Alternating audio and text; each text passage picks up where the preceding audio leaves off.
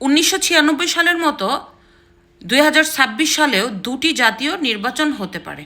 আপনারা সবাই জানেন 1996 সালে দুটি জাতীয় নির্বাচন হয়েছিল। প্রথমটা বিএনপি সম্পূর্ণ বিরোধী দলদের উপেক্ষা করে একতরফাভাবে একটি নির্বাচনের আয়োজন করে। মূলত বিরোধী দলরা ওই ষষ্ঠতম জাতীয় নির্বাচনে অংশগ্রহণ করেনি।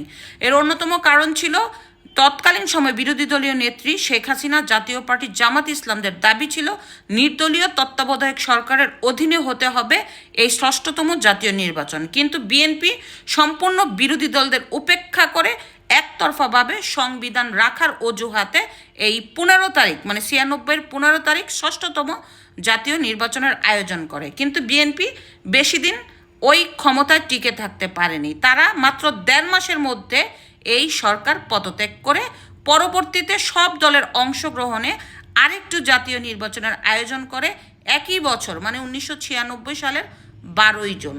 তো মূলত অনেকে ধারণা করছে 96 যেমন দুইটি জাতীয় নির্বাচন হয়েছিল, 26 সালেও দুটি জাতীয় নির্বাচনের আয়োজন হতে পারে। আপনারা সবাই জানেন 12ই ফেব্রুয়ারি এই ডক্টর ইউনূস ইতিহাসের শ্রেষ্ঠ নির্বাচনের আয়োজন করেছে। তবে এটা কি শ্রেষ্ঠ নির্বাচন? আপনারাই বলেন। এইখানে পুরোপুরি সম্পূর্ণ নাই আইন শৃঙ্খলা বাহিনীর পরিস্থিতি। প্রতিদিন মানুষ মরছে, ডাকাতি হচ্ছে, ছিনতাই হচ্ছে, গোলাগুলি হচ্ছে, ভোটাররা মরছে, বিভিন্ন দলের লোকজন মারা গেছে। এবং গতকালকে দেখলাম এক জায়গায় আপনার ক্যামেরা লাগাইছে, সকালবেলা ক্যামেরা ভেঙে ফেলছে। তো এখানে কি একটা অবাধ, সুষ্ঠু, নিরপেক্ষ নির্বাচন হতে পারে কিনা? আবার এখানে সবচেয়ে বাংলাদেশের বৃহত্তম দল আওয়ামী লীগের অ্যাবসেন্স। তো এটা কিভাবে একটা ইতিহাসের সেরা নির্বাচন হয়? এই নির্বাচন বেশি দিন টিকবে না। যদি নির্বাচন হয়, অনেকেই ভাবছেন নির্বাচনটা হবে না, তারা এই নির্বাচনে পার্টিসিপেশন করছে, তারাই এই নির্বাচনটা বয়কট করতে পারে। আবার যদি নির্বাচন হয়ে যায় তবে এই নির্বাচিত সরকার বেশি দিন টিকবে না। আন্তর্জাতিক চাপের মুখে, বাংলাদেশের বিভিন্ন পরিস্থিতির কারণে বিরোধী দলদের তোপের মুখে এক প্রকার বাধ্য হবে আরেকটি জাতীয় নির্বাচনের আয়োজন করার জন্য। এটাই হচ্ছে বাস্তব কথা।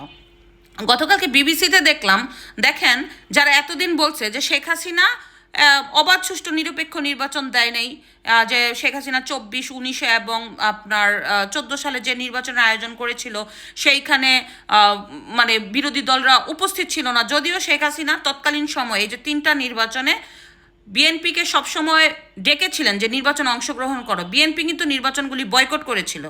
এখন দেখলাম তারা আবার বলছে যে কোন দল অংশগ্রহণ করলো, কোন দল অংশগ্রহণ করলো না, এটা কোনো ব্যাপার না। ভোটারদের উপস্থিতি হচ্ছে নির্বাচনের বড় গ্রহণযোগ্যতা। মানে এক মুখে এরা কত কথা বলতে পারে। শেখ হাসিনা সরকার যখন ক্ষমতায় ছিল তখন বলছে বিএনপির মতো বড় দলকে বাহিরে রেখে শেখ হাসিনা ভোটারদের অ্যাবসেন্স রেখে নির্বাচনের আয়োজন করছে। যদিও বিএনপিকে শেখ হাসিনা বয়কট করে নেই, বিএনপি মানে ভোটে অংশগ্রহণ করেনি, কিন্তু তাদের কথা ছিল বিএনপি বাহিরে এই নির্বাচন গ্রহণযোগ্যতা পাবে না।